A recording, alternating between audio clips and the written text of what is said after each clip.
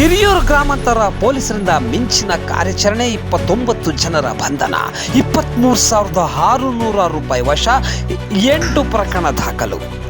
ಹಿರಿಯೂರು ಗ್ರಾಮಾಂತರ ಪೊಲೀಸರಿಂದ ಮಿಂಚಿನ ದಾಳಿ ನಡೆಸಿ ಗ್ರಾಮಾಂತರ ಪೊಲೀಸ್ ಠಾಣಾ ವ್ಯಾಪ್ತಿಯ ವಿವಿಧ ಸಾರ್ವಜನಿಕ ಸ್ಥಳಗಳಲ್ಲಿ ಇಸ್ಪೀಟು ದಂಧೆಯಲ್ಲಿ ತೊಡಗಿದ್ದವರನ್ನು ವಶಕ್ಕೆ ಪಡೆದಿದ್ದಾರೆ.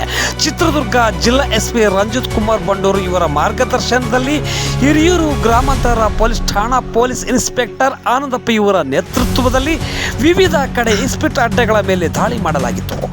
ಈ ವೇಳೆ 29 ಜನರನ್ನು ಬಂಧಿಸಿ ಅವರಿಂದ 32,600 ರೂಪಾಯಿಗಳನ್ನು ವಶಕ್ಕೆ ಪಡೆದಿದ್ದು 8 ಪ್ರಕರಣಗಳನ್ನು ದಾಖಲಿಸಿಕೊಂಡಿದ್ದಾರೆ. ಈ ಸಂದರ್ಭದಲ್ಲಿ ಪೊಲೀಸ್ ಇನ್ಸ್ಪೆಕ್ಟರ್ ಕೆ ಆನಂದಪ್ಪ ಇವರ ಹಾಗೂ ನೇತೃತ್ವದ ತಂಡ ಮಿಂಚಿನ ಕಾರ್ಯಾಚರಣೆ ನಡೆಸಿದೆ.